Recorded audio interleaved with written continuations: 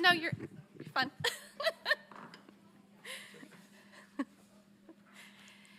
Welcome to the Board of Education's October 4th, 2023 regular session meeting. Please stand as we observe a moment of silence followed by the Pledge of Allegiance led by Ms. Horn.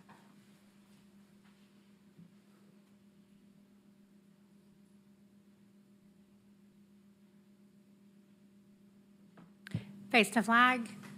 I pledge allegiance to the flag of the United States of America and to the republic for which it stands, one nation, under God, indivisible, with liberty and justice for all. We do have an elected official in the audience tonight. Commissioner Schoonmaker is here from District 5. Welcome. Yeah, thanks for coming. Board members, Student Representative Celeste Erdel will not be joining us this evening since she is playing in the district volleyball tournament. So best of luck to her in the tournament, and we can look forward to her returning later in the month. Also, Mr. Watson is out of town on business today, and so he will be joining us electronically. Mr. Watson, can you hear us okay? I can. Can you all hear me? Oh, good. Yep, we can hear you too. Perfect. Thank you. Thank you to everyone who's in attendance tonight. I just want to remind you that this is the board's public business meeting to discuss items that come before us for consideration. So we would ask that you be respectful and courteous at all times. And also please be mindful that sound carries easily in this room.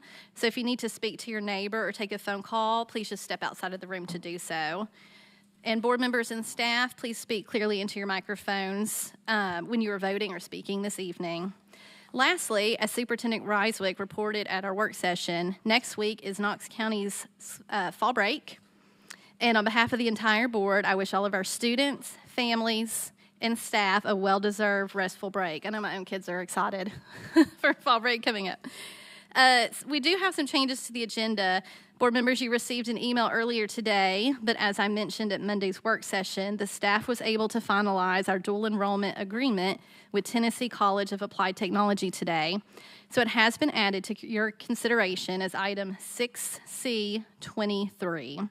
Since it is very time sensitive, we can certainly have discussion when we consider the consent agenda if needed. Also, the Carnes Fair Group has requested to withdraw their MOU, so 6C10 has also been withdrawn from the agenda. Are there any other changes to the agenda? Do I have a motion to approve? Is there a second? Okay. A motion by Ms. Horn, a second by Mr. McMillan. All those in favor say aye. Aye. Any opposed? Motion carries. Okay. Ms. Coatney? Thank you, Madam Chair. Item 5, approve appointment of Board of Education committees and roles for 2023-2024. Do we have a motion? Okay, motion by Reverend Butler, a second by Ms. Horn. Any discussion? All those in favor say aye. Aye. All those opposed? Motion carries. Item 6, consent agenda. A motion by Ms. Horn, a second by Mr. Triplett. Any discussion? All those in favor say aye. Aye. All those opposed? Motion carries. Item 7A, approve second reading of Knox County Board of Education Policy I-121, enrollment in college-level courses as amended. Is there a motion? Motion by Ms. Horn, a second by Ms. Christie. Any discussion? All those in favor, aye. Aye. Aye. Any opposed? Motion carries. 7B, approve second reading of Knox County Board of Education Policy I-123, academic acceleration as amended. Motion by Ms. Christie, second by Ms. Horn. Any discussion? All those in favor? Aye. Aye. Any opposed? Motion carries. 7C, approve second reading of Knox County Board of Education Policy I-171, interscholastic athletics as amended. Motion by Reverend Butler, second by Mr. Triplett. Any discussion? All those in favor? Aye. Any opposed? Motion carries. 7D, approve second reading of Knox County Board of Education Policy I-190, Organization for Instruction as amended. Motion by Ms. Horn, second by Ms. Christie. Any discussion? All those in favor? Aye. Any opposed? Motion carries. 7E, approve second reading of Knox County Board of Education Policy I-210, Textbook and Instructional Materials, Selection, Distribution, and Care as amended. Motion by Ms. Horn, a second by Ms. Christie. Any discussion? All those in favor? Aye. Any opposed? Motion carries. 7F, approve second reading of Knox County Board of Education Policy I-212, Reconsideration of Instructional Materials and Textbooks as amended. Is there a motion? Motion by Reverend Butler, second by Ms. Christie. Any discussion? All those in favor? Aye. Aye. What was that? Oh, aye. Any opposed? Motion carries. 7G, approve second reading of Knox County Board of Education Policy I-221, District Website as amended. Motion. Motion by Ms. Horn. Second by Reverend Butler. Any discussion? All in favor? Aye. Any Aye. opposed? Motion carries. 7H, approve second reading of Knox County Board of Education Policy I-222, Internet Safety as amended. Motion by Ms. Horn, second by Reverend Butler. Any discussion? All those in favor? Aye. Any opposed? Motion carries. 7I, approve second reading of Knox County Board of Education Policy I-231, Use of Copyrighted Materials as amended. Or motion? Motion by Ms. Horn, second by Ms. Christie. Any discussion? All those in favor? Aye. Aye. Any opposed? Motion carries. 7J, approve second reading of Knox County Board of Education Policy I-241, School Libraries as amended. Motion by Ms. Horn, second by Reverend Butler. Any discussion? All those in favor? Any opposed? Motion carries. 7K, approve second reading of Knox County Board of Education Policy I-242, Community Instructional Resources as amended. Motion by Reverend Butler, second by Ms. Christie. Any discussion? All those in favor? Aye. Aye. Any opposed? Motion carries. 7L, approve second reading of Knox County Board of Education Policy I-260, School Volunteers as amended. Is there a motion? Motion by Ms. Christie, second by Ms. Horn. Any discussion? All those in favor? Aye. Aye. Any opposed? Motion carries.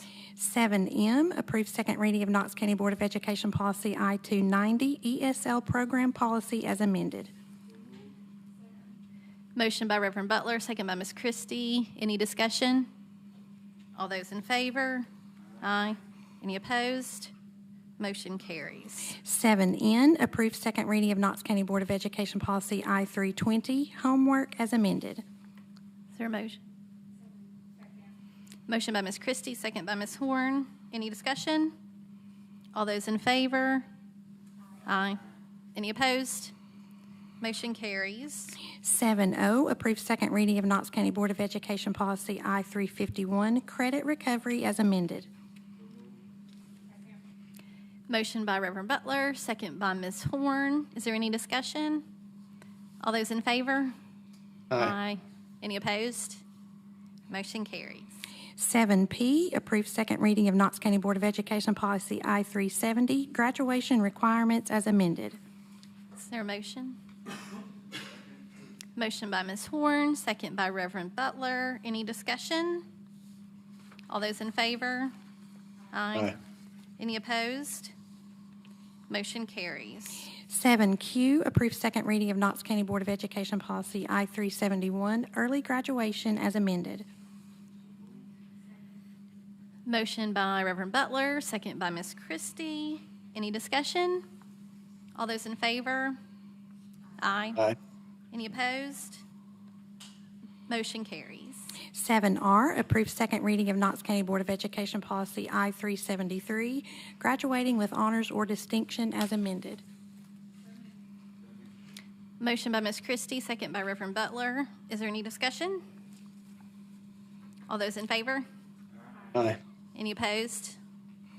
Motion carries. 7S, approve second reading of Knox County Board of Education Policy I-400, surveys, analysis, and evaluations as amended. Motion by Reverend Butler, second by Ms. Horn. Any discussion? All those in favor? Aye. Aye. Any opposed? Motion carries. 7T, approve second reading of Knox County Board of Education Policy I-431, religion in the curriculum as amended. Do we have a motion? Motion by Ms. Horn, second by Ms. Christie. Is there any discussion? All those in favor? Aye. Any opposed? Motion carries.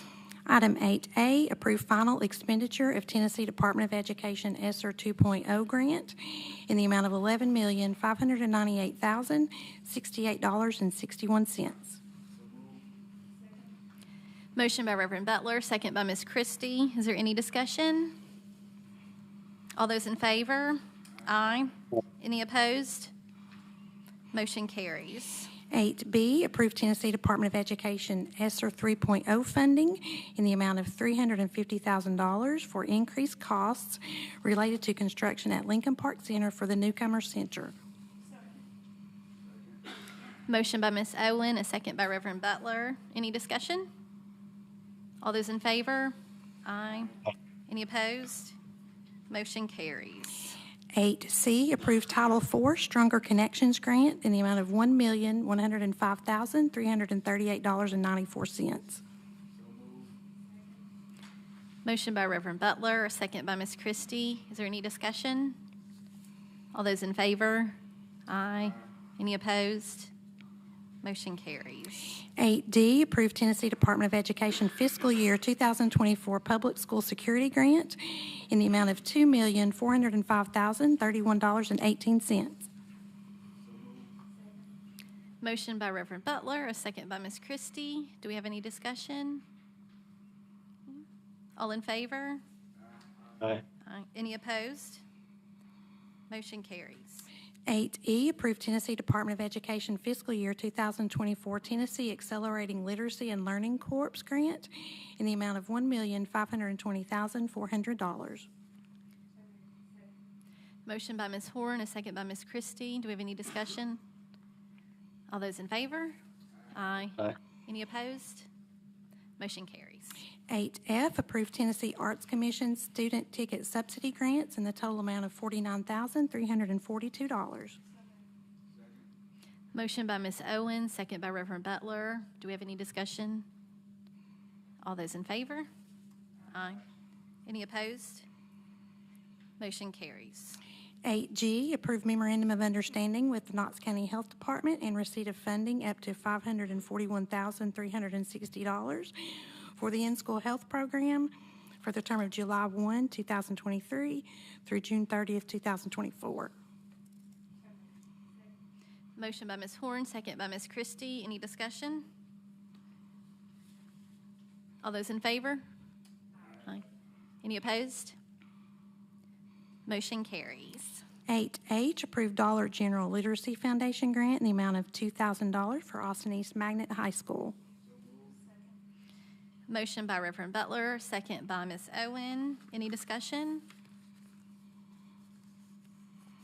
All in favor? Aye. Any opposed? Motion carries. Item 9A, approve contracts with Benchmark Education Company, Carnegie Learning Incorporated, Edmentum MMED, Lexia Learning Systems LLC, and Salvis Learning Company LLC for provision of literacy intervention programs for the term of November 1, 2023 through October 31, 2024, which may be extended for 8 additional years. Motion by Ms. Christie, second by Ms. Horn. Any discussion? All those in favor? Aye. Aye. Any opposed? Motion carries.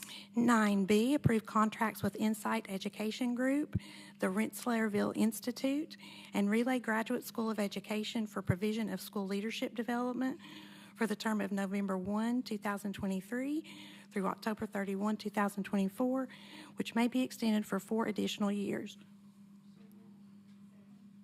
Motion by Reverend Butler, second by Ms. Christie. Do we have any discussion? All those in favor? Aye. Aye. Any opposed? Motion carries. 9C, approve contracts with Bonnets Incorporated, Shanklin & Sons Flooring Incorporated, and Skilled Services Quality Construction LLC for provision of carpet tile installation services up to $200,000 for the term of November 1, 2023 through October 31, 2024, which may be extended for 4 additional years. Motion by Reverend Butler, second by Ms. Christie. Any discussion? All those in favor? Aye. Any opposed? Motion carries. 9D, approve contracts with Major Display Incorporated, Signco Incorporated, and Sycamore Sign and Crane for provision of electronic signs up to $120,000 for the term of November 1, 2023 through October 31, 2024, which may be extended for 4 additional years.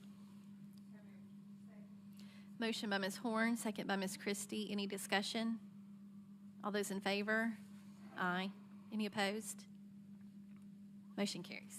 9E, approve contract with Lift One LLC for provision of hydraulic lift repair and inspection services up to $200,000 for the term of November 1, 2023 through October 31, 2024, which may be extended for 4 additional years. Motion by Ms. Owen, second by Ms. Christie. Any discussion? All those in favor? Aye. Any opposed? Motion carries. 9F, approve contract with Duracap Asphalt Paving for provision of paving services up to $2,500,000 for the term of November 1, 2023 through October 31, 2024, which may be extended for 4 additional years. Motion by Ms. Horn, second by Ms. Christie. Any discussion? All those in favor? Aye. Any opposed? Motion carries. Item 10A, approve purchase and sale agreement with Brenda P. Horn and Douglas A. Horn for approximately 41 acres of real property located in Farragut at a cost of $4,892,500. Motion made by Ms. Horn, second by Reverend Butler. Any discussion? Ms. Owen. I'd like to make an alternate motion to, I guess a substitute motion to delay this for 30 days. Motion by Ms. Owen, second by Ms. Bike. Mr. Triplett. I guess the question I asked Garfield is so just kind of answer the question, why not delay it? You know, what's the concern if we do delay it? Madam Chair, Mr. Triplett, once again, I think we discussed this in the work session. This is a premier piece of property that we are getting undervalue, and my concern is a sought-out piece of property like that would go fairly quickly. And I do know for a fact that there is an interested buyer for the agency that works directly with us, who knows all of the potential buyers that are at bay. And then, Ms. Owen, what's the reason for what do we hope to gain in the 30 days that we don't have already? Thank you, Mr. Triplett. Looking at the property search summary is one place that I'd like to start to explain that. When we were originally looking for land, and until, as far as I know, our annual retreat, everyone in this room thought that we were looking for an elementary school. And when we were at our annual retreat, we were told that it was now being considered to be a middle school. And it was my understanding at that time, and maybe because of the quickness of the presentation, but it was my, I should say, assumption. It was my assumption that that was based on the location of the property and suitability and that kind of thing. However, looking at the property search summary, what I see in all of the considerations for property is whether they are appropriate for a middle school. So why are we looking at a property summary talking about why each of these properties may or may not be appropriate for a middle school when what we were looking for was an elementary school. So I would like to have some additional time to find the answers to that question, especially since we just got this document right before the meeting. What we have discussed all along has been an elementary school. We haven't had input. I think it's really important for us to keep in mind that we don't function individually. We function only as a board. And so if decisions like this are being made outside of this board, that's something I think we need to consider as we look at what we're planning to do. So if the need is for an elementary school, which is what we have been told all along, then I'm very confused about why all of these property summaries talk about middle school. I'm also confused about why we're making assumptions about what parents want for the zoning when we haven't talked to parents at all. Everyone that I have heard from, with the notable exception of a person who works in tourism for Farragut government, has had serious concerns about the lack of communication both ways. They're concerned that they haven't been asked. They're concerned that they haven't been told. And it's especially egregious to me that our principals found out in such a way, and that they were never part of this discussion. They are right there with the students every day. They understand the needs of the students for a building. I think we've gotten plenty of emails explaining the difference in the primary school and the intermediate school and the size differences. And I can attest that the difference in sizes of everything, when you go from K1 and 2 to 3, 4, 5, it's a huge difference from the height of your chairs to the height of your cafeteria line. And to just think about just moving those students into a larger school that has not been designed for them when they are in a newer building designed specifically for their needs is nonsensical to me. And I need someone to explain the whys of that. I need to understand that before I could vote on this at all. So those are my main concerns. I think we've also seen some emails with lots of other conjecture, and I think we would do ourselves a disservice to not at least look into things and find out what's going on. I think we need to do our due diligence. And this property has been on the market for a long time. It's obviously not moving. So I can't imagine that the owners would take it out from under us and not allow us that additional 30 days to do our due diligence. Thank you. My follow-up question to that would be, I think there is a little bit of confusion between buying property and then what we're putting on the property. Does that property meet the needs for whatever we decide to put on it, or is it specifically geared toward a specific type of school? We buy it, we don't really have an option but to put anything.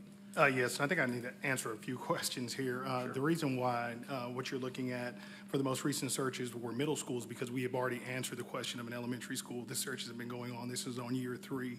And so whether we could put an elementary school on that property is not an issue.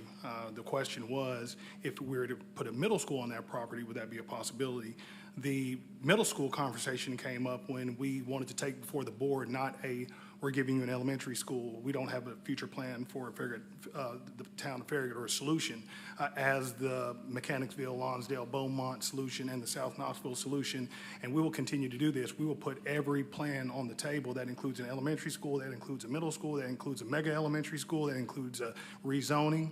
And one of the reasons that this conversation really became a robust conversation is because we did listen to the community at Mill Creek, and that was a painful transition because there was rezoning. And so we wanted to put that on the table for parents who did not want to rezone their child. And the reality of it is we're at capacity at both Farragut Primary and both Farragut Intermediate. And so we wanted to put all options on the table. Again, we don't make decisions as a government entity. We bring suggestions to the board and proposals to the board. And so that's one of the reasons the language you see is taking that information to see, can a middle school work? We know for a certainty an elementary school can work just because of the footprint of it all. And what you'll see at the quarterly work session, my team and I've worked very diligently to give every possible scenario and take that to the board and then take that to the community.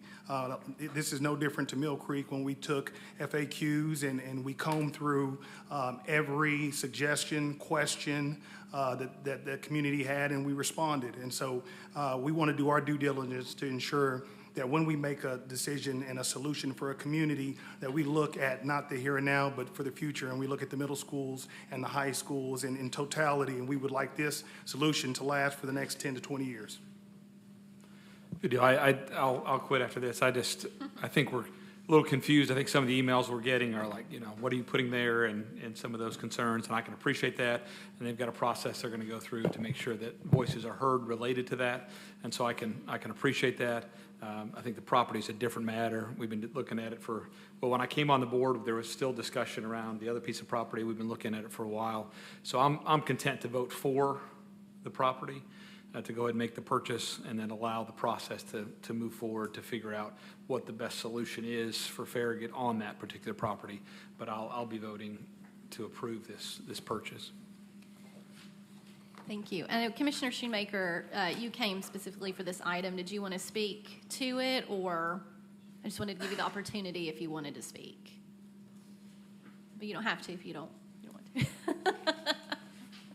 I wanted to make sure you were recognized. Thank you. John Schoonmaker, Knox County Commission, 144 Tamara Drive. Susan can attest to how hard it is to find any available property in West Knox County. I was relating to her earlier how difficult it was when I searched for just a building for a senior center in the 5th District, and how difficult that was to find a building that we could lease at a reasonable price. And because I was aware that you guys were looking for property, I had also been looking through the district to see even if I could find 15 acres that would be accessible for an elementary school. But it's not there. The town of Farragut is 90% built out. All the good land is gone. This particular property has been vacant for a long time because it was zoned for residential use only. But the cost of the land was so high, most of the builders didn't even take a second look at it because there were still other opportunities. Now that you guys are after it, there's other folks now that are saying, well, wait a minute, the school thinks this is an awesome piece of property. They want it too. And that's why they're willing to pay a premium to what you're getting the price for today. And the beauty of this is you're getting 41 acres. So you can build on half of it if you want to, and then the other half, you've got that in inventory for 20 years from now if you want to build on it. So in my opinion, personally, there's no plan B. There's no alternate site to go to that's still close to where you need to have unless without you want to bus kids all over the place. And I don't think you want to put a school at Watt Road on the side of a hill. So I think the team did an outstanding job, and I specifically came here to support the superintendent and the staff and Susan, because I think this is a win-win for the 5th District and Knox County Schools. Thank you. Thank you. Ms. Bike? Thank you, Madam Chair. I have a few questions, and I also want to echo and say that I feel the same way as Ms. Owen, and from a lot of the feedback that I've gotten through call and email and whatnot, that people are very surprised and are not in favor of this, mostly because they feel blindsided, and that if this had been a little bit more of a presentation or a little bit more of an ease-in from an elementary school to a middle school, that they may have felt better about this. One of my questions is this property big enough to house an elementary school and a middle school?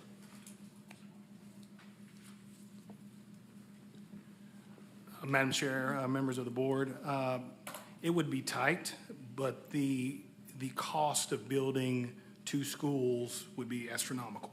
Yep.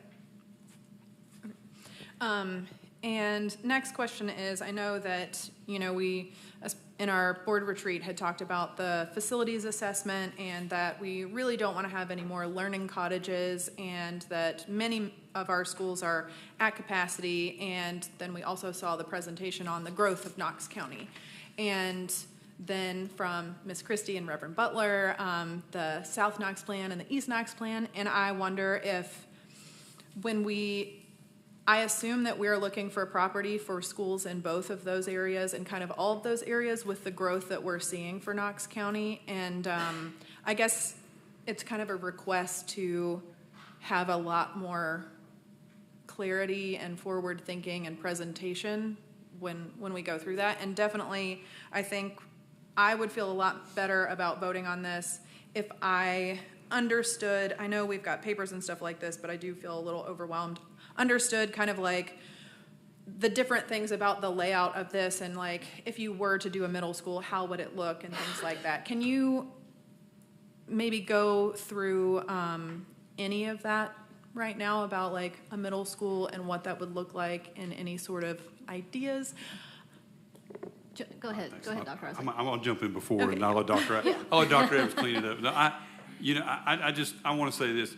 Totally understand. 2 things I really want to say. It's tricky. Mr. Schoonmaker made a good comment on that. Here's the reality of it, right? When the school system's interested in property, and if we come forward with a whole plan that we're going to do this, and this, that, and I'll tell you, there is not a full plan, right? We have options. We talked through those today. It's all chicken or the egg, right? When you get to what point of that? If we come forward to the town of Farragut and do this full community meeting, we talk through all the possible options of all the different things, and I pledge to you guys that our staff would look at 10 years out, strategic, how to use all these buildings, right? If we do that full plan, we've had this conversation with folks in the county, that price doubles, right? Once they understand, they need this, they need that. So the way this process works, we work with the county, we work with a different property contractor to try to look at these things to find the appropriate land. To Dr. Adams' point, the middle school's on there because we're keeping all options open. We know if the property's big enough for a middle school, it's big enough for an elementary school, right? We need to look at both of those. And so there is no full-blown plan, but we have to get the property secured first. If we do the whole plan first, we will not find, to Mr. Schoonmaker's point, we won't find the property because it will be gone or it'll be double the price. We were when we started down this journey, I know Ms. Horn and Mr. Schoonmaker were part of that conversation off the initial property we pulled out of. That was what we were given by both the realtor and also working with the county, that's how this plays. You can't show all those cards and then people understand what you're looking for, especially in a place like Farragut or Hardin Valley where property is hard to find. So we did our due diligence to continue on that to find the right thing. I want to be really clear with what Mr. Triplett said too. We are thinking strategically. We don't have the full plan. It's not baked. I mean, people can believe that or not. We do have multiple options that are out there that we're trying to think through.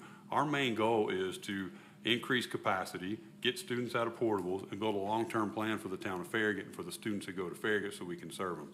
We are extremely excited about bringing this to the community, but we can't get the cart before the horse and have the full conversation, because what happens is you have all these conversations about what we need. We need 2 elementary schools, we need middle school.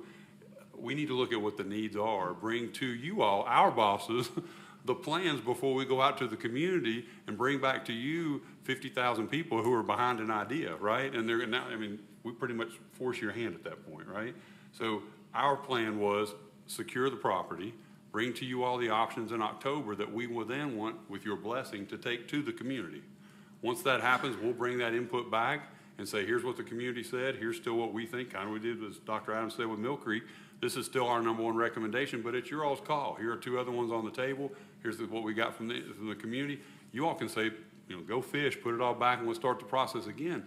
But if we don't do it that way, then we can't go to the community before we bring it to you guys, our bosses, and say, here are the plans. So yes, we have some plans thinking about in middle school and high schools. We have some plans thinking about expansion at the elementary schools. We also don't want to be short-sighted and just solve elementary for right now. This kid's got to go somewhere by middle school. So we wanted to make sure we found a plot of land that could serve all those needs, and then we could bring you all a plan, and with your blessing, tell us what you want us to go to the community with. And so, really, that's it. There really wasn't an ulterior to that. And Ms. Owen's right. I did mention that the middle school could be the option that we go with. It still could be the option we go with, but we don't know that until the board has given us that permission. So there is really no other plan behind that. I just wanted to say that for the record, because I agree with Mr. Triplett. A lot of the emails we're getting are, don't do a middle school. The sinks are too short at the intermediate school or we're like, all that will be part of renovations if we did use those buildings again. But we don't even have that plan developed till we know from you all what you want us to take to the community. So I just felt like I wanted to say that today, to know that it's not sleight of hand or something going on at the table. This really is the opportunity by the land that we feel we can move forward with for a plan for Farragut. So I don't know if that answered your total question, but I don't know that we have total answers to excuse me, those questions. And I would also say that if we start talking about individual plans, we're right back out, and if you all do choose to pass on this property, it will make it more difficult. Oh, they're going to build 2 elementary schools and not 1. I heard the superintendent say that. So like at this point, we can't really reveal that plan until we know where our property is, and we bring that to you all to ask what to take. So I was a little long-winded, but I wanted to make sure we explained that. I guess that changes my question a little bit. bit. Okay, good. Thank you for that. Yeah. Then do we have an ideal goal for when whatever school goes there would open? I may defer to Dr. Adams on the capital plan on how that was laid out. I know the Farragut property was originally in last year's capital plan, carried over to this year because of that. The timing would, again, probably depend somewhat on the plan. So I think our plan was to secure the property, this year, and then to begin to work that plan out depending on which option we take. It could be, breaking ground and building this one out, and whatever this school is could impact the other schools, rezoning, renovations, all those kinds of things that are part of that. But this building in and of itself, Dr. Adams would probably have a better idea of when our plan to break ground would be. Madam Chair, thank you, Dr. Reiswick. So we would first start with the quarterly work session, and we would bring all that information if the property was approved tonight, and we would work with the board on what proposal the board wanted to move forward with, and then we would go before the community and do multiple community meetings and get the community input, and then we would bring that information back to the board to make a sound decision. From there, we would work with an architect for the architectural design. I can tell you that would take anywhere from 6 to 8 months, and then we move forward with the actual build out of the property. Now, the timeline, once again, it depends, as Dr. Reiswick alluded to, it depends on what type of school we would be building, and then we would go from there. I will say construction has changed over the years, and what we thought would take 1 year to build a school is now stretched out to 2.5 years. Ms. Horn. Thank you, Madam Chair. Well, so a lot of different things that have been said that I have made notes on, so I'll try to, I feel like I'm going to be all over the place. But so for one thing, I feel like I've made things difficult because I wanted the community to know that that this land could be a middle school. I felt like that was important to say before we purchased it, that could be an option. It doesn't matter to me which one it is. I want it to be whatever is the best for the community and best for the students and the families and the staff. So regardless of what it ends up being, right now the issue that we're voting on is the land. And to that point, I really truly feel like if we're voting on land in somebody's district, my assumption is that the board member for that district is representing their district and will be able to represent the needs and feelings of that community. So I think that it would be really difficult for a board that has to function in public to be able to find a piece of land in the public in any sort of efficient way at all. I just don't think that that would happen. So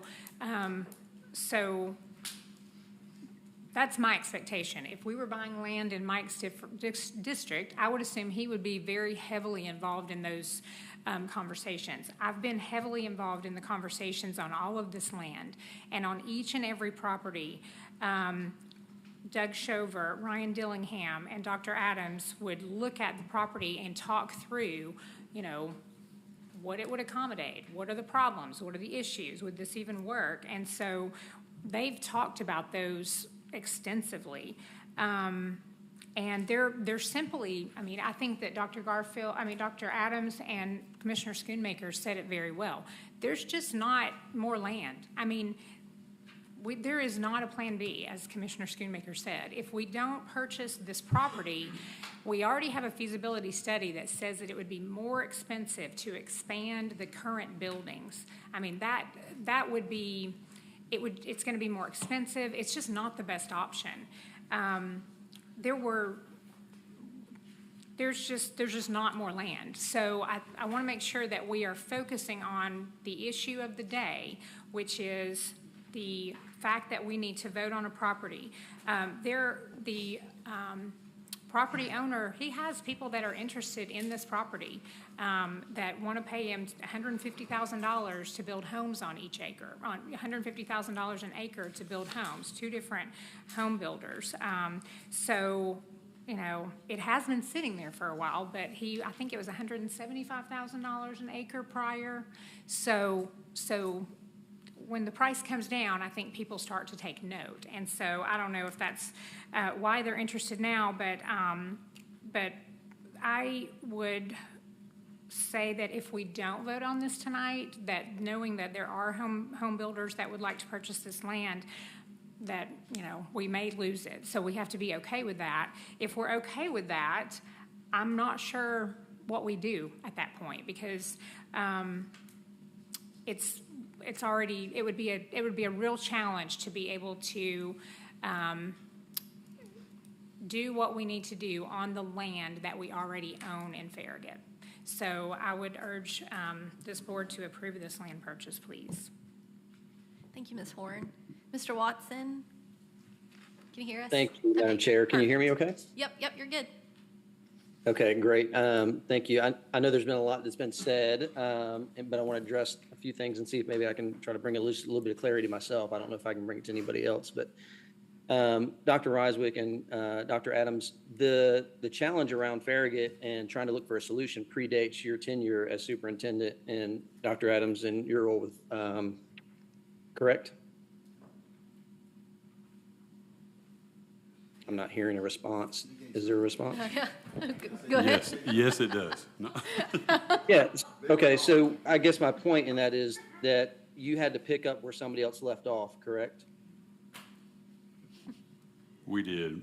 But I'll say this, we did review we read the feasibility study and looked through those pieces, but. And so, to me, it makes sense that last year when we were hearing about land, you all were presenting land based upon the situation that you were handed at the time. And Dr. Ryswick, correct me if I'm wrong, but what I'm hearing you say is now that you're in this role of leadership, you feel like that maybe there needs to be a deeper look, looking out a little bit further. And so that's caused you to rethink what the ultimate solution might be. Regardless of what the solution is, though, whether it's a middle school, a primary school, half a middle school and half a primary school, elementary school, it doesn't matter what that solution is. We know there's going to be some buildings we're going to have land to stick it on.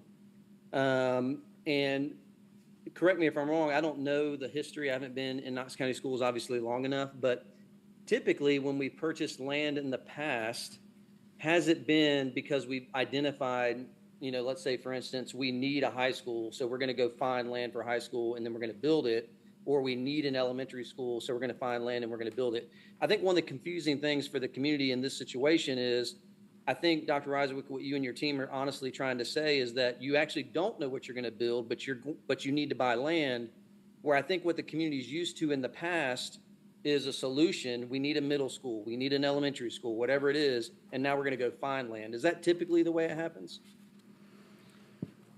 Thank you, Madam Chair. Thank you, Mr. Watson. Yeah, I would say for what you're describing is probably how it happens most of the time. Right. As we've kind of dug into some of this, Dr. Adams and I think it's been done lots of different ways. Looking around the room to people like Mr. McMillan, I think it's been done lots of different ways through the years. Sometimes, land falls in people's laps and somebody knows somebody and that sort of thing. So they like to start those conversations. But I think, I don't know if there's a formula for it. I know from our team's perspective, to your point, when we came in, I applauded Dr. Adams very early on, said we need to do a facilities assessment. We've not done one. We need to start building some baselines on how we assess things moving forward. And we took that same approach, as you guys have seen, continuous improvement on everything, not just own what it was, but think about what we could do to make sure, one day we'll be gone, paying it forward for the next group of people to know what that looks like. And so we did the same thing with this. We assessed the thing that was already in motion that we didn't start. And felt like through different things that it probably didn't answer the needs for the community well. It probably was not the right price what we needed, and probably we were going to have to invest a whole lot more money than what was originally part of that. And we've shared that with the board. I think this is about $2 million less. So looking at that, yes, we do know, even from reading the feasibility study, that we've got to move cars and families off of the current property that exists. We have to move bodies, right, and have to move them into one of the schools, be it an elementary, be it a middle school. In that solution, that helps with traffic patterns, that helps with just kids in the hallway, that helps get students out of portables, all those kinds of things. So we wouldn't want to do that without obviously the board telling us we could go do that to the community, and second of all, without having the community's input. I mean, they live there, their students go to school there, and that's extremely important for us that we hear all those things. But to your point, yeah, then this one may be a little different than what people have experienced in the past, but we're trying to make a better solution. And is it fair to say that you're not going to be able to solve the challenge in Farragut without land of some sort, correct? That would be correct. That's a great question, because you could just think about renovations, but if that's not anything we've seen in the numbers and the projections, we're going to have to move bodies from the current spots. Yeah, I don't know if we as a board are all in agreement, but to me it seems clear that that's got to be a part of the solution. And I think it's important for the community to understand, just like you said, Dr. Riswick, that sometimes this can happen in different orders than maybe what we're used to. I remember in 2017, the Restoration House bought some land, and we had some ideas for it, but the reason why we bought it right then, it was prime, it was in a place that made sense for us, and actually what we thought we were going to do with it, we ended up doing something very different that's actually much better. But the plan changed, but the land was right at that time. And I understand the concerns. I've read the emails from constituents out in Farragut and from teachers and educators. And I want to encourage them to stick with us in the process, because I think there's going to be ample opportunity for them to give that feedback and to be able to be a part of it. But without the land, it's really hard to do anything. And, I'm not a realtor, but I do believe that the limit, it probably is pretty limited in Farragut in terms of what the options are. I don't know that's of my concern, how long this land's been available or if it's going to get sold or anything like that. I think what we've said is we think it can work for a school. And because of that and because of the price, we should look at it, regardless of what somebody else could or would or might do with it or why they haven't done something with it in the past. Dr. Adams, I would say, too, that when I received the spreadsheet, and appreciate you all sending that, and looked at it real quickly, I did notice that most of the comments were around the middle school, and it confused me a little bit in the sense of the way I understood is that was a spreadsheet that had been developed over time, but all the comments were about a middle school. But what I'm hearing you say, Dr. Adams, is that as you all have continued to evaluate, that you've not only looked at land from an elementary school perspective, but you have also looked at it from a middle school perspective. And we just happen to be seeing a column that mainly references the middle school notes, but maybe there was probably other commentary on some of these sites earlier when y'all were just looking at an elementary school. Is that correct? That is correct. We know what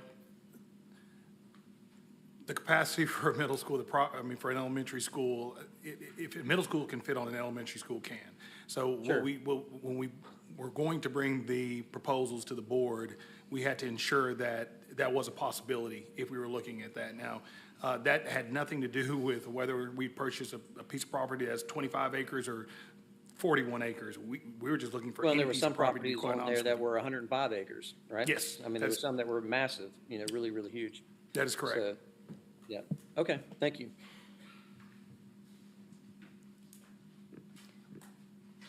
Ms. Owen? Thank you, Madam Chair. I appreciate the opportunity to finally speak to my motion. Part of the problem I believe the community is seeing is that they see a pattern of behavior that they have seen for many years. They saw what happened to the Sammy Hill School property.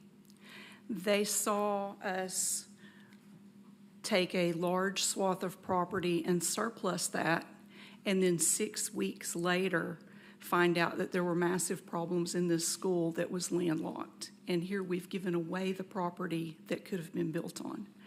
And that's just one very recent example. The community has seen this kind of thing happen again and again and again, and it has eroded their trust. It has eroded my trust. I hope board members and community members are listening very carefully to the conflicting information that you're hearing tonight and the information that you're hearing tonight that conflicts with what you already knew. There are so many, but I'm going to move on. I've heard tonight that we want a building that's going to serve us well for 10 to 20 years. What we know is that our school buildings last much longer than 10 to 20 years. We have had temporary buildings in place for more than 40 years. The life of a building is 42 years, the last time I looked. The suitability of this property is what I hear over and over being based on location information that we are assuming. That we listened to parents in Mill Creek is not the same as listening to parents in Farragut. Basing our decisions in Farragut off of what we heard from parents in Mill Creek doesn't make sense. To me, it doesn't make sense to the folks that I've heard from. Listening to the parents in Mill Creek and listening to the parents in Farragut is not the same thing, and they have not been given input. We all keep acting like we have had all of this information for a very long time. A third of this board was not in place in August of 2022. It's important to remember that. Much of this discussion is brand new to a third of this board.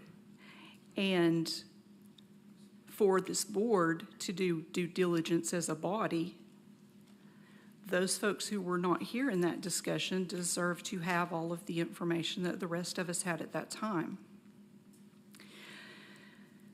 I also keep hearing tonight that we have options and that this or that could be an option, but that is not what we were told in our workshop a couple of weeks ago. What we were told in our workshop a couple of weeks ago is, here's what we're going to do. And then that was put on social media. Here's what we're going to do. And when parents are hearing, here's what we're going to do, that doesn't match up to what they'd already been told, here's what we're going to do.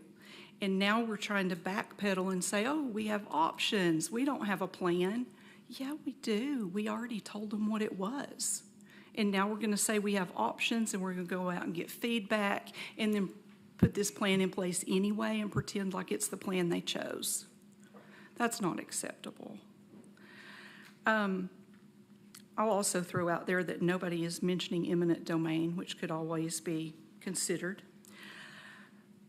Saying that this property is big enough for a middle school and therefore is big enough for an elementary school also doesn't make sense. A middle school is 3 grades. Elementary school K through 5 is 6 grades. That's not the same amount of space. This land does have room for both. I'm not arguing that. What I'm arguing is that the information we're being given isn't making sense. And when the information isn't making sense with what we know to be true, we should have some red flags going off. A school that serves 3 grades and a school that serves 6 grades is not the same size. If we were a development company and we were going out to buy up property, what we are talking about tonight would totally make sense to me. But we're not a development company. And we had an intent. We had a capital plan. We had discussion. We had intent for an elementary school. And that we are being now told that all of that has changed without any kind of background or reasoning besides, oh my gosh, we've got to get it done right now. That's also a red flag to me. The push to do this quickly, why? That doesn't make sense. It's not the price. It's not that the property's going to be gone. That much I know. I also heard tonight that we are going to plan for whatever school. No, this board had a plan. This board had an intent. This board had an intent for an elementary school to solve a problem. What problem is being solved with what we're doing right now? It seems like the intent has completely been lost, and the only intent anyone is focusing on is getting hold of this piece of property. And the property doesn't solve the problem. We need to back up and figure out what on earth we're actually intending to do. We also need to back up and actually talk to some parents and find out if zoning is an issue to them. And of course, when we're talking about zoning, are we talking about elementary zone or are we talking about a middle school zone? That matters before we look at what to do.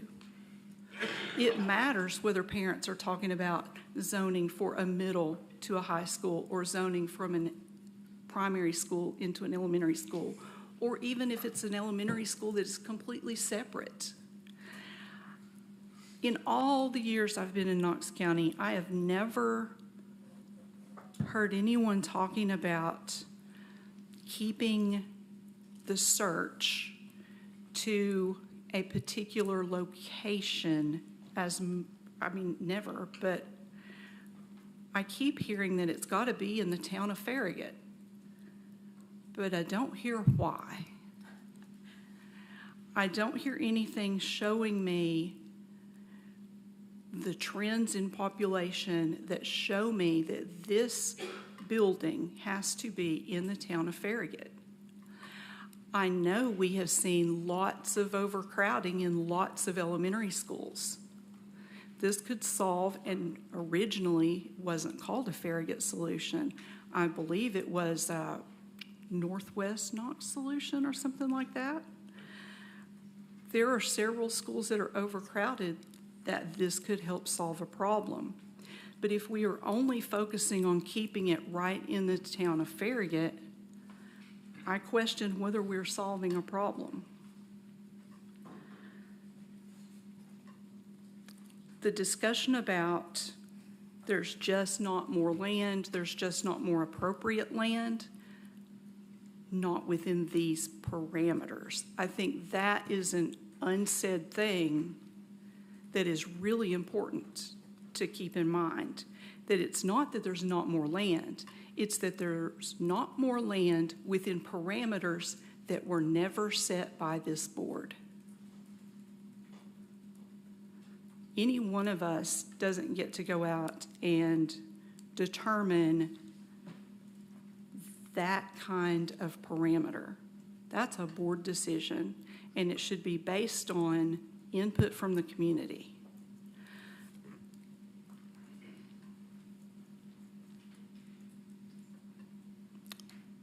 I feel that both this board and our community have been seriously left out of this conversation.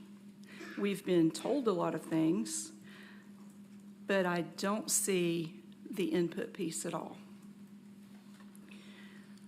We have been told that the staff is going to bring proposals to the board.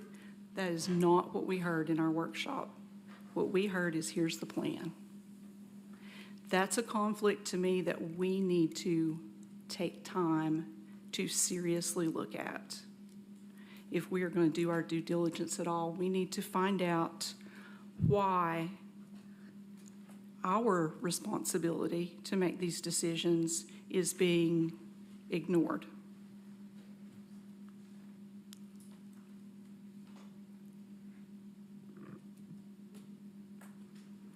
I think it is also important that we do our due diligence to find out about other concerns in the community that may not have been expressed to us yet.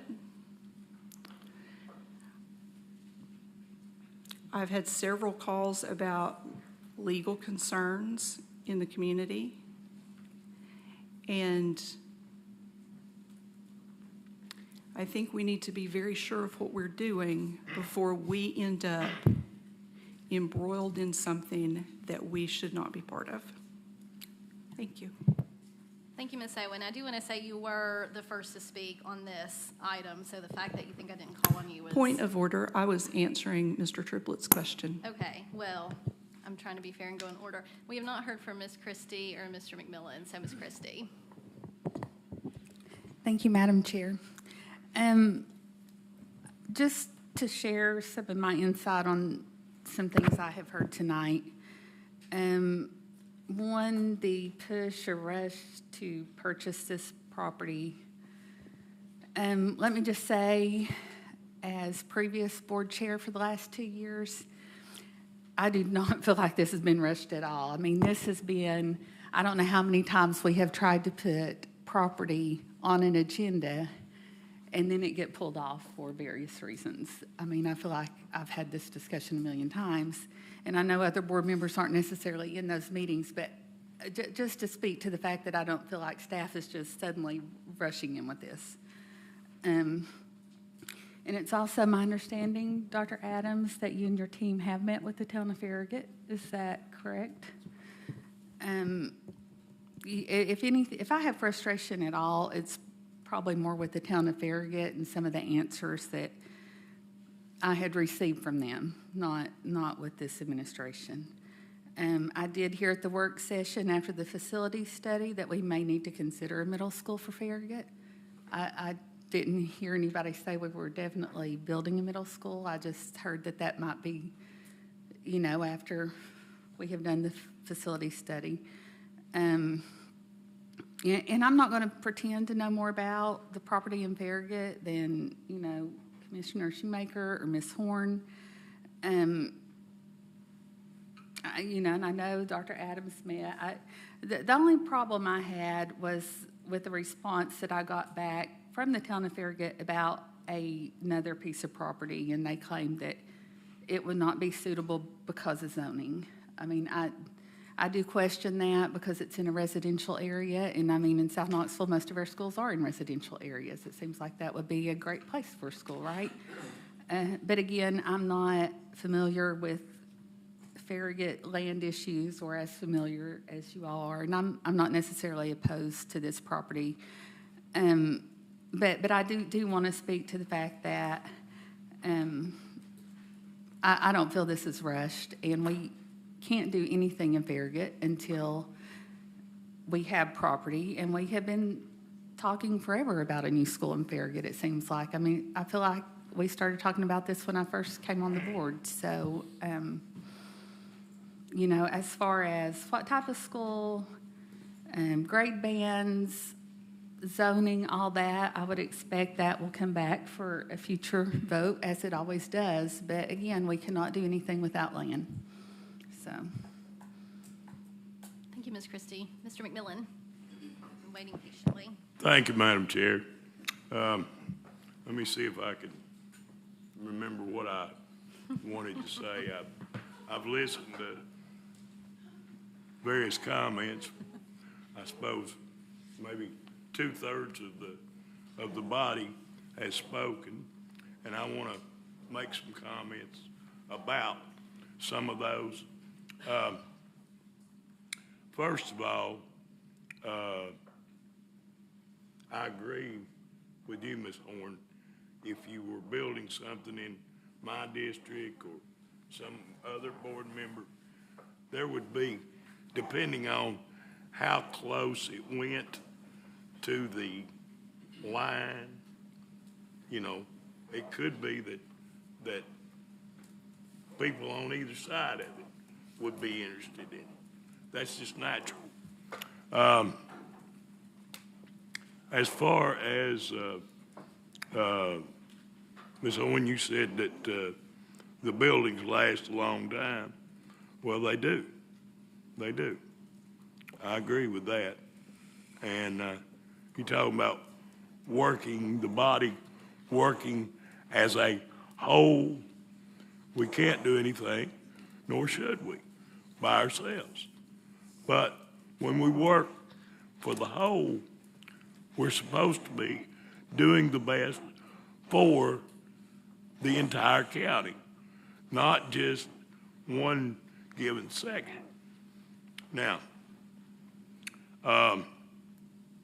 sometimes we get kind of caught up in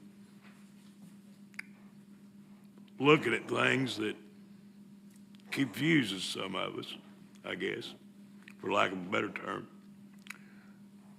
I want to commend Commissioner Schoonmaker on summing it up rather succinctly. Now, you may not have liked what he said. You may not agree with it. But he told it like it was. He's been around a long time. He's seen a lot of things happen. And property transfers, a lot of us don't have any real experience at buying property except for our personal use. Not all, but a lot of us don't. But again, I think the commissioner summed it up. I would like to see us go ahead and buy it and move on. Now, what I don't want is, and I may be up alone on this, but I don't think that we should be prepared to go out there even within 6, 8 months, a year, and start talking to the community about it. Because with population increasing, and there's not any more in Farragut, what's to prevent us from acquiring the property and kind of waiting a little bit down the road before we begin to seriously look at doing something? If you go out there within 6 or 8 months and start talking about it, that just works everybody up, in my opinion. And I've seen it happen. I'm not trying to belittle anybody, but I have seen it happen. So anyway, that's what I would do, is go ahead and buy the property, and then let's go from there. Thank you. Thank you, Mr. McMillan. Ms. Horn? Thank you, Madam Chair. Just, Ms. Owen, regardless, if you look at the town of Farragut, I made the statement the other night that I would like to see the school in the town of Farragut. And the reason I said that is because the town of Farragut is actually quite small. It's a very high-density area. The original location that we were looking to put an elementary school on McPhee Road would be about 3.5 miles from this location. So it would be, you could zone the same kids that would have been zoned for that school could be zoned for an elementary school at this location. So the location could be good for whatever type of school, because it's literally 3 miles from the place that we looked at originally. So with the natural boundaries of the town of Farragut, you have to the north, you have Hardin Valley area, which is zoned for Hardin Valley. To the south of the railroad tracks, those students are zoned for North Shore Elementary School.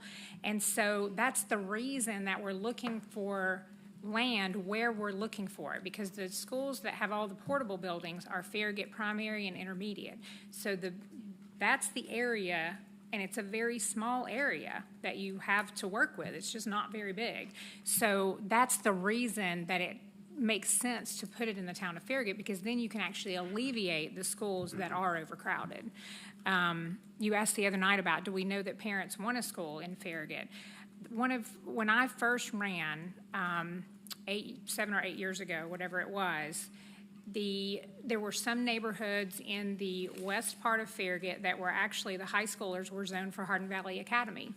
And that was one of the very first things that I heard. Please make sure that we get zoned back to Farragut. We want to go to school in our community. So our Farragut kids want to go to school in Farragut. So there's just not, this is a small area. It's very small. So there's just not a lot more room. And so I just wanted to make that point that the zoning, if it's an elementary school, there's plenty of kids to fill an elementary school at this location, regardless of where you put it. You could put a school anywhere in Farragut if it's in the town of Farragut, and there's plenty of kids to fill it. So this just happens to be the land that we have available. Thank you. Thank you, Ms. Horn. Any more discussion? Ms. Coatney, can you please reread the motion that we're voting on, since it's been a little bit of time? Yes, ma'am. The motion was to delay this item for 30 days, made by Ms. Owen and seconded by Ms. Bike. Okay. Yeah, why don't we do a roll call vote, Ms. Coatney, if that's okay? Thank you. No. Ms. Owen? Yes. Mr. Watson? No. Ms. Bike? Ms. Horn? No. Mr. Triplett? No. Mr. McMillan? No. Ms. Christie? No. Ms. Henderson? No. That is 1 yes vote and 7 no votes and 1 pass. Ms. Bike, did you want to change your pass vote? So motion fails. So we go back to the original motion, item 10A. Yes, ma'am, and that motion was made by Ms. Horn and seconded by Dr. Butler. Do we want to do a roll call vote on this one? Yes, let's do a roll call vote, please. Dr. Butler? Yes. Ms. Owen? No. Mr. Watson? Yes. Ms. Bike? Yes. Ms. Horn? Yes. Mr. Triplett? Yes. Mr. McMillan? Yes. Ms. Christie? Yes. Ms. Henderson? Yes. That's 7 yes votes, 1 no, and 1 pass. Ms. Bike, did you want to change your pass vote? Okay. Motion carries. Okay. Next on our agenda, and go ahead, Ms. Coatney. Yeah. Item 10B, approve proposed 2023-2024 annual action plan for Knox County Schools. Okay. And we do have a public forum speaker on this item. Yes, we do. Jennifer Rose, are you in here? I don't know that I saw her. Yeah, I don't know if I saw her today. Well, No? that Okay. concludes public forum on this topic. All right. then. We had a motion by Reverend Butler, right? You made the motion? Who seconded it? Ms. Horn second. Any discussion? Ms. Bike? Thank you, Madam Chair. I just want to reiterate my concern for action 1 on this, and just the listing and mentioning of the TCAP. And I am really concerned that, especially for 3rd grade, a lot of emphasis is being put on the TCAP, and that we are already on a big slope to just teaching to a test. So that's my comment, where I wish that were different. And then also under number 10, that reads, action, implement plans to address achievement gaps for underperforming student groups. I think we've talked a lot about special education recently and with Ms. Henderson's resolution and things like that. And I really wish that this may have also included, maybe as a C, something to include, because I do think it's in reference to achievement gaps, something with SPED and student supports and implementing those. But those are my only comments on this one. Mm-hmm. Thank you, Ms. Pike. Any further discussion? All right. Should we do a roll? Do a roll? Okay. All those in favor? Aye. All those opposed? Okay, motion carries. Item 10C, approve resolution supporting our staff by specifically recognizing their constitutional rights and civic responsibility to address Knox County Schools Administration and/or state and local elected officials regarding work-related concerns which may directly impact students in Knox County's public schools. So moved with an amendment, or should I amend it after? Oh, we do have a public forum speaker too on this item. I'll just move it as it is and then amend it. How about that? So moved. Okay, a motion by Ms. Owen, a second by Ms. Pike. And we do have a public forum. Yes, we do have a public forum speaker. Thank you, Madam Chair. Candace Bannister. Very good. Name, county of residence, you know the routine. 2 minutes to speak. I don't have a lot to say about this, except that I'm a retired teacher, and I worked for Knox County Schools for a long time. I do think the intent of our board and our administration is that teachers would be able to speak up if they have concerns. However, there are many teachers that feel like that's not possible. They feel like they probably need to keep their head down, not make a big name for themselves because there could be a consequence. And I think it would, I don't think that's the intent of our administration, but I think it would be nice if our board made it clear to our teachers that if they have concerns, that they could come to the board, they could go to speak to state or local leaders, they could go to district administration without fear of a consequence.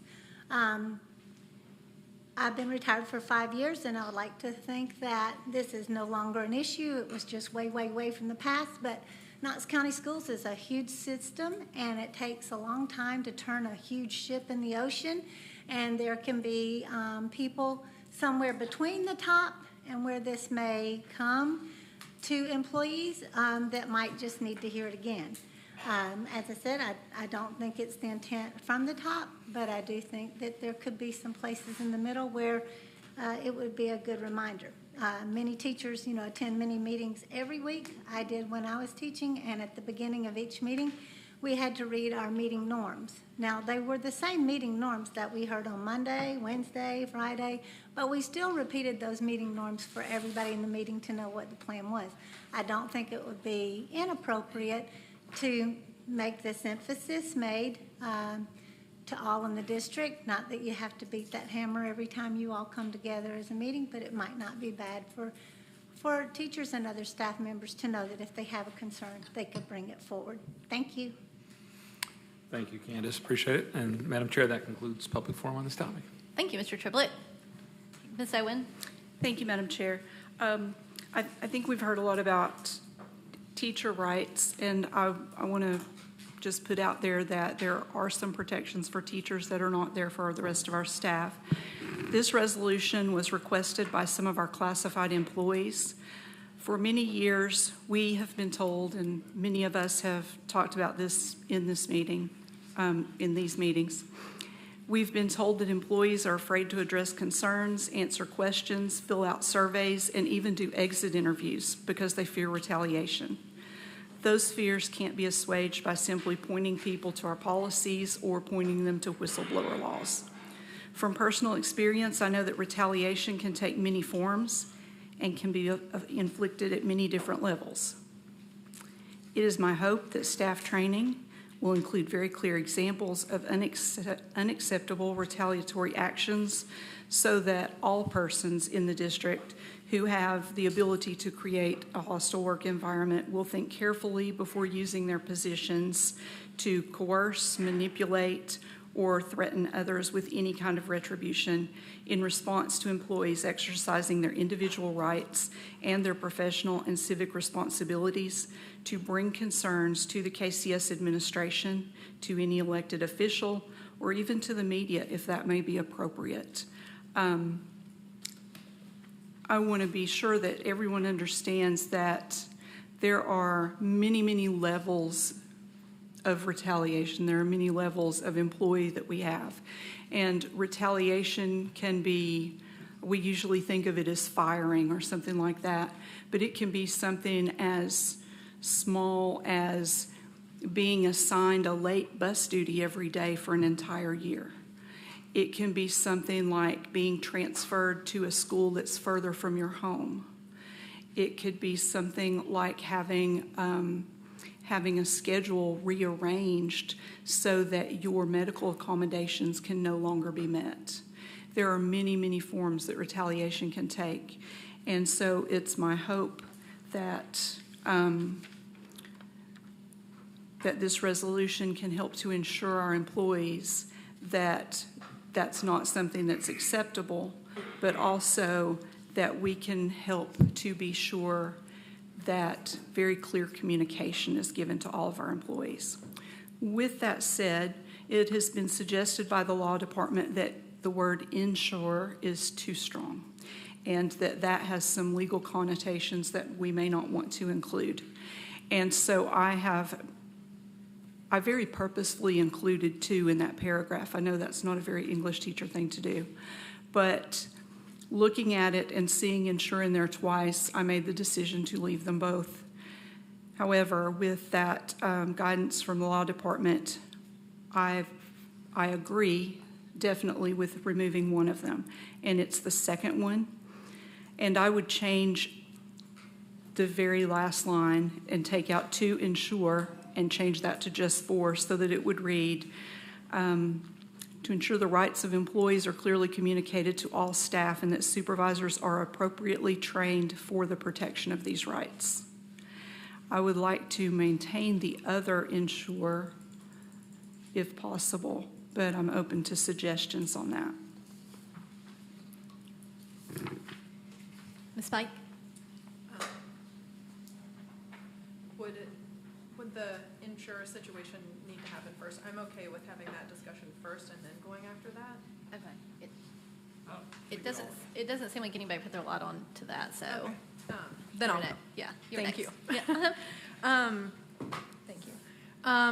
In my experience, both as a parent with 2 children in Knox County Schools and also as a board member, we have some really excellent teachers and staff that I'm so grateful for that have helped me and my children so much, but also my parental friends and their children, and that we really have some great educators. And I think that also as a board member and walking into schools and having school visits and seeing the positivity and the effort that they put in, I really, really appreciate all of it, and then also the stress that they go through when we have certain lockdowns and things like that. So I think that I've read through this, and this feels like it really supports the our annual plan of great educators in every school and retaining them. I would love to support our teachers more, and I would love to hear from them more.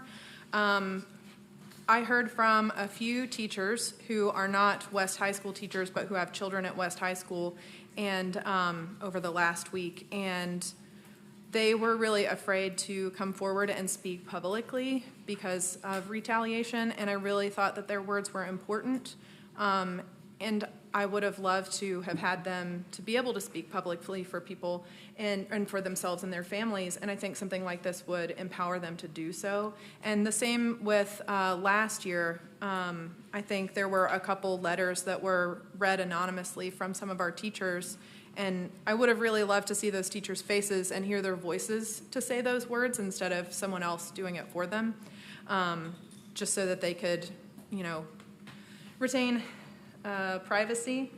So for that, I support this, and I would love to hear from teachers more.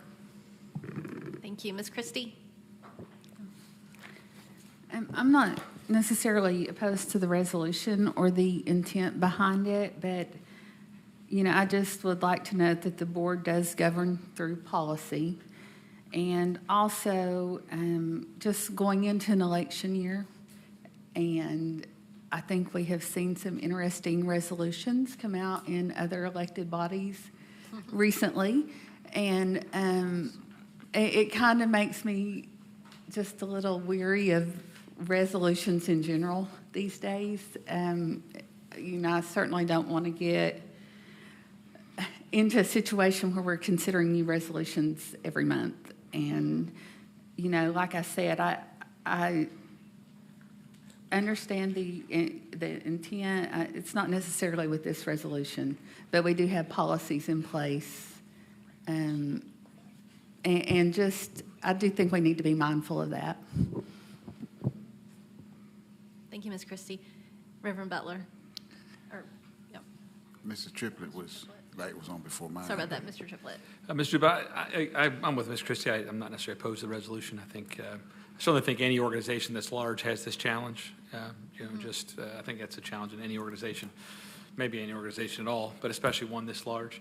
I'm not typically a fan of really any resolution because I don't think they accomplish a whole lot. It's just a statement, but this is not a bad statement. It's a good statement, so I don't know that I disagree with it. The last paragraph does concern me a little bit. I just want to make sure we don't have some ability to place undue responsibility on the superintendent. Does any of that have any legal binding to make him do something, or would it still have to, like if we felt like we wanted him to implement policy, HR to do something specific, we would still have to bring it up for a vote. This does not create that legal binding, correct? Mr. Diebler. Thank you, Madam Chair. Mr. Triplett, that was my concern with using the word ensure, and this board's heard me say that I'm very leery of the word ensure because that equals a guarantee, and guarantees are hard to come by. So I did talk with Ms. Owen prior to the meeting, and frankly should have talked earlier. Probably Monday or Tuesday about it, but so I mean my concern was to reword it to take out the words ensure, both of them, and I had some suggested language, but I don't want to take over her resolution. It's her resolution. Sure. So, yeah. So you feel that it does have some legal, I would support the board making the statement to teachers that they have a right to speak. I think I agree with that, and I support that, but I don't want to take this and create some legal responsibility that now he's got to do something that we're based on this. Now, if we as a board decide that there needs to be some procedure, we can have a vote and do that. I want to make sure that this does not create legal binding on the district, but it's just a statement for the teachers that they have the freedom to come here and speak without retaliation. And that's my concern. I mean, if let's say retaliation occurs at a school by a bad actor, then now what's going to happen is in that lawsuit, they're going to try to hold the superintendent responsible as well. So if we take out the second ensure, does that eliminate that? I think that helps, but I mean, my preference would be to take them both out. So take out both ensure. Right. So I'll leave this to you, but I would prefer to take out both ensures then. I think I support the idea and the intent, but I don't know that I'll vote for it if both those ensures are in there, but I'd be happy to vote for it if we remove both those. I'd have to agree with Mr. Triplett, just so it doesn't create any legal muddy waters for the superintendent. Reverend Butler. I yield to Ms. Owens to reply to that. I think that was a suggestion made, and so. Thank you, Reverend Butler. I would just say, at 4 o'clock today, I was prepared to die on this hill of ensure, just the first one, not the second one. I was good with the second one, and I felt very strongly. I even communicated with Ms. Coatney and Mr. Dubler that here's the language I would like to have, and if this language, I felt so strongly about ensure. I felt like that the first ensure is the superintendent's responsibility anyway, because he has the responsibility to communicate policy through procedure to the staff.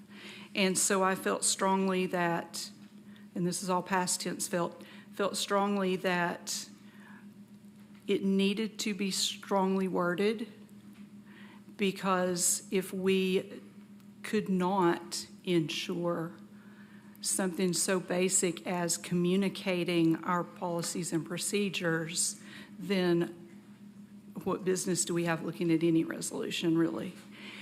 And on the way here, I called and talked to one of the folks who had requested this resolution. And they talked me down from dying on that hill. And they said that they would feel much better having us adopt a resolution than pushing for it to be strongly worded. And so I am open to other ways of wording that. I'm not real thrilled with any of the ones I've come up with or that have been suggested.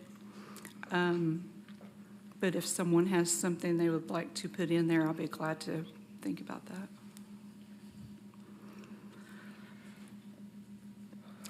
Yeah. Do you want to go and maybe talk to some of the suggested language I can. you had? I and can. then Yeah, Ms. that's Reverend what I Butler? was. Yeah, I Okay. didn't want to Okay, speak thanks. over Reverend Butler because it was his turn. But Ms. Owen, I was going to ask you a question.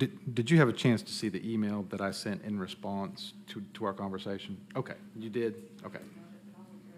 Oh, well, so I did have some suggested language, and again, I mean, it would be up to a board member to want to pursue this, but my suggested language was taking what you had and just tweaking it a little bit to take out those words. Be it further resolved that the superintendent of Knox County Schools shall, okay, so we're using the word shall, update and implement any procedures necessary to clearly communicate the rights of employees to all staff, and that the supervisors are appropriately trained to protect such rights. So that was a way to do a directive, to make it a shall, but not ensure. I'd be comfortable with that, but. Me too.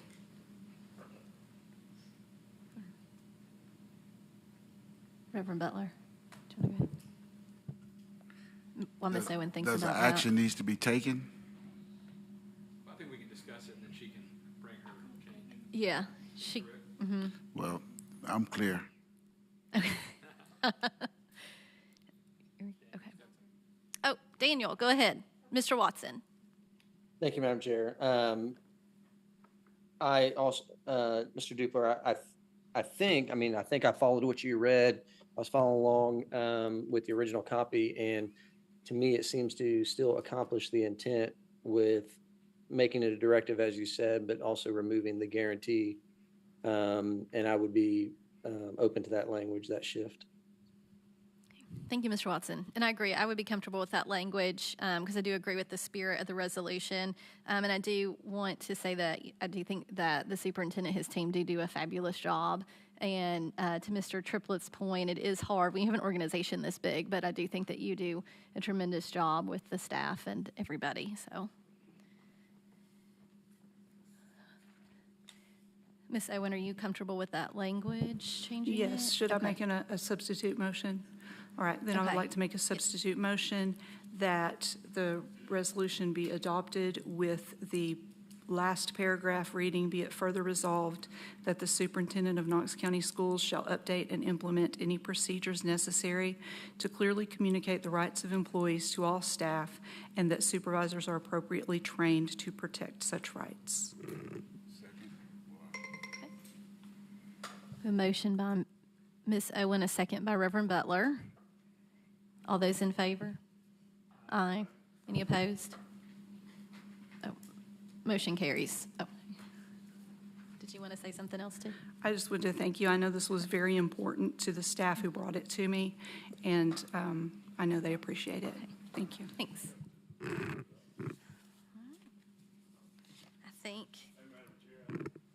Yes, yes.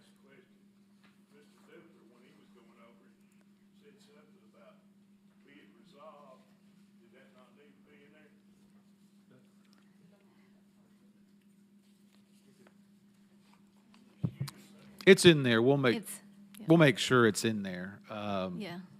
That was that. Yeah. I mean, so. Okay. Yeah. We'll fix it. All right, I think we are going to move on to public forum. Mr. Triplett. Thank you, Madam Chair. Renee Gordon. Thank you for being here, Renee. If you will state your name, county of residence, and then you'll have 3 minutes.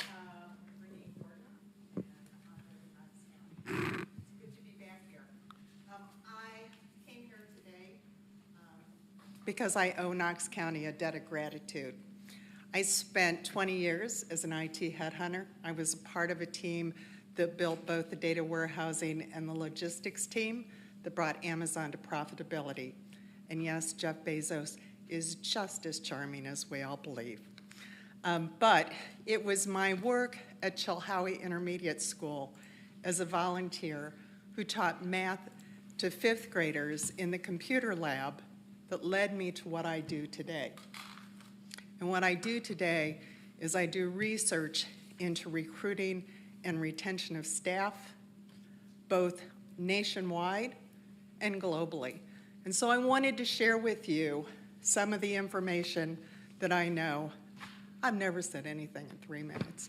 Anyway, some of the information I know. There was a recent report came out of University of Pittsburgh stating nationally that we are 55,000 teachers short.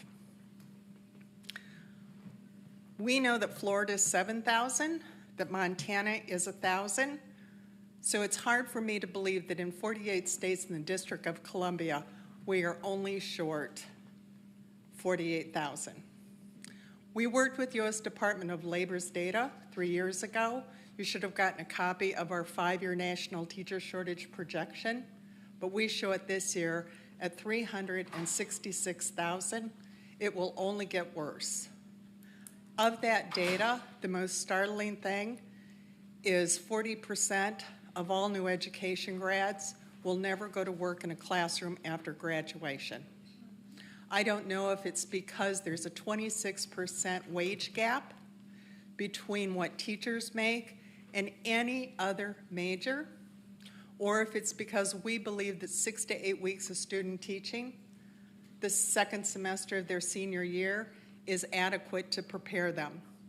But today, UNESCO released a report that said by 2030, worldwide, we will need 44 million teachers.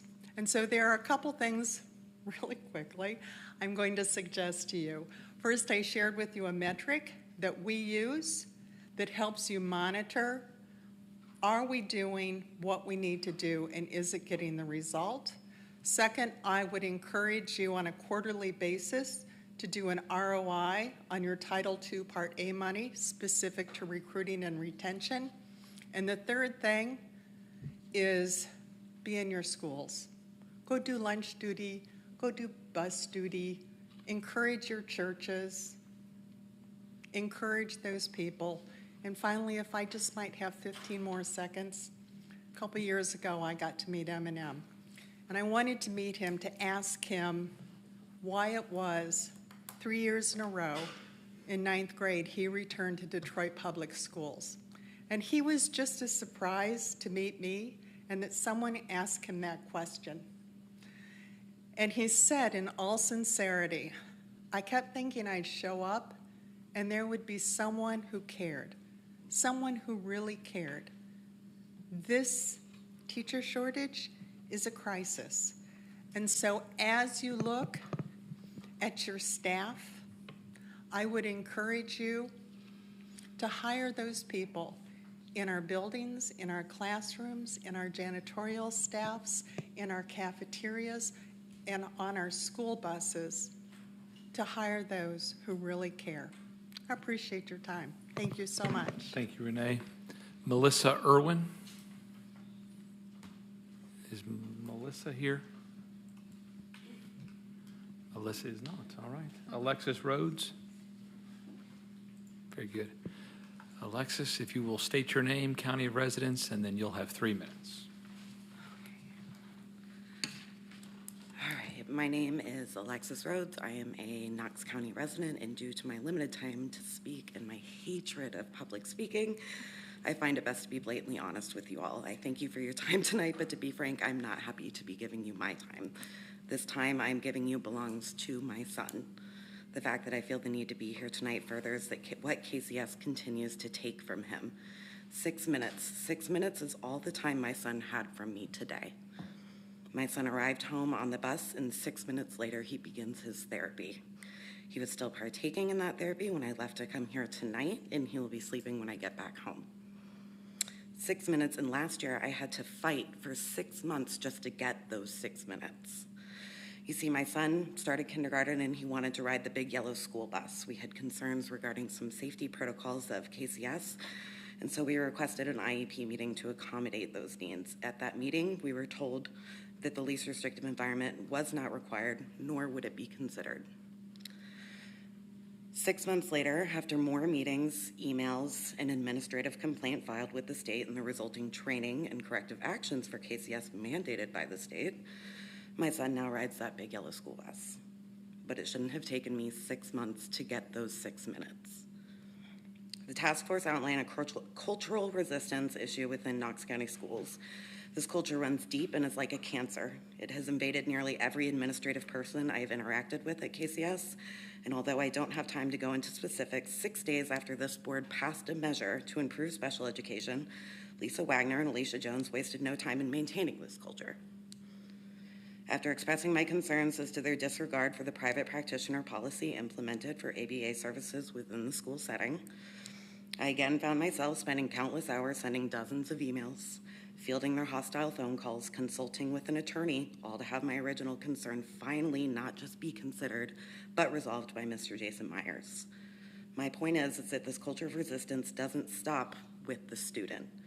Rather, that's really just where it begins. It continues on with us parents and advocates continually being treated like uneducated nuisances in our attempts to have our children's basic needs met.